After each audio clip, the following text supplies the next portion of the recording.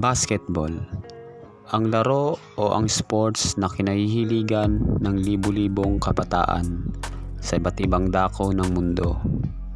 Maging mga matatanda ay talaga namang mahal na mahal ang larong ito. Pero bakit nga ba ako naglalaro ng basketball? Yung iba, pangarap makapaglaro sa mga higher league kagaya ng professional basketball or amateur basketball. Yung iba gusto makapag-aral sa mga pribilehiyong eskwelahan. Yung iba naman pampalipas ng oras, papapawis o pantanggal ng stress sa trabaho o pag-aaral. Yung iba naman para magkaroon ng mga makaibigan. At yung iba naman naglalaro para makaahon sa kahirapan at matupad ang mga pangarap sa pamilya na nagsusumikap mag-ensayo araw-araw dahil alam niya ito ang magiging tulay sa pag-ahon sa kahirapan. Pero paano kapag pinagsarahan ka na ng pinto sa basketball? Kaya mga kabuslo, palagi namin sinasabi sa mga kabataan na pag-igihan ang pag-aaral dahil ito ang pinakamahalagang makamit ang makapagtapos ng pag-aaral upang masuklian ng ngiti at ligaya ang mga sakripisyo ng ating mga magulang. Dahil mas magandang isipin, naglalaro ako ng basketball para makapag-aral at makapagtapos. At wag din natin lahat ibuhos ang ating oras sa paglalaro. Kailangan din natin matutunan kung paano ibalanse at i-manage ang ating oras. Subukan din natin mag-aral ng iba't ibang skills at huwag tayong matatakot sumubok dahil kaya tayo naglalaro ng basketball upang tumibay ang ating loob. Nang sa gayon, pag sarado na ang pinto sa atin sa basketball, ay may mga bukas pa ring oportunidad at pangarap na ating papasukin.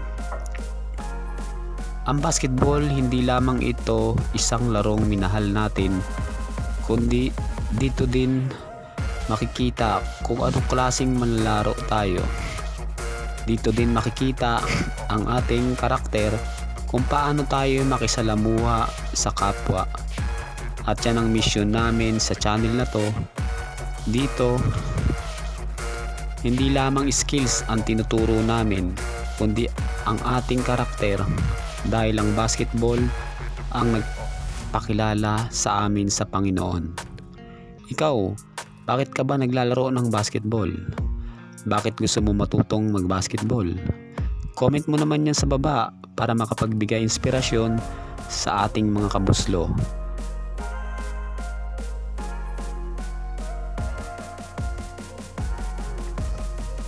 Sa basketball, meron tayong tinatawag na foul.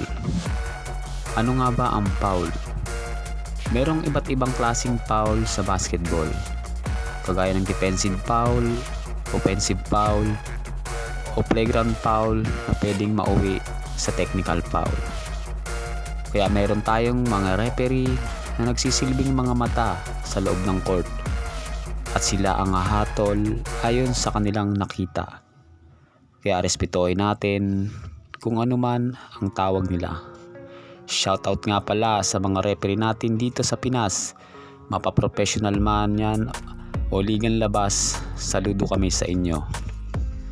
Sa labas ng basketball at sa tunay na buhay, meron din tayong tinatawag na foul. Hindi natin namamalayan ay foul na pala yun para sa ating kapwa at sa ating Panginoon. Ano nga ba ang foul sa pang-araw-araw nating pamumuhay? Una, may mga bagay at salita tayong naibabato natin sa ating kapwa, sa mga nakakasalamuha mo araw-araw, mga kaibigan, kapitbahay, katrabaho, kaklase, o kahit kapamilya. Minsan, may mga nasasabi tayo na hindi natin alam na nakakasakit na pala tayo. Nakapag-commit na pala tayo ng foul sa kanila at sa mata ng ating Diyos. Pangalawa, yung pagsira natin sa ating sariling katawan, kagaya ng paninigarilyo, pag-inom ng alak, walang ehersisyo, pagkain at pag-inom ng mga nakakasira sa ating katawan. Tandaan na ang ating katawan ay templo ng Diyos. Pairam lamang ito sa atin ng ating may kapal. Kaya sa tunay na buhay sa labas ng basketball ay meron din tayong referee na tagahatol. At yun ang ating Panginoon. Lahat ng ginagawa natin araw-araw ay nakikita niya, mapabuti man o masama, lahat ay nakikita at nadidinig niya. Ikaw, gusto mo ba lumakas mag-basketball? Kayang-kaya mo yan. Kung kaya nila, kaya mo rin yan. Magtiwala sa proseso, one step at a time. Kailangan lang ng pagtitiis at pagtsatsaga sa ensayo. Walang ibang gagawa niyan kundi ikaw. Kasi pangarap mo yan, ikaw ang tutupad nun. Pangarap mo din bang maging basketball player? Comment mo naman yan sa baba at aming babasahin yan.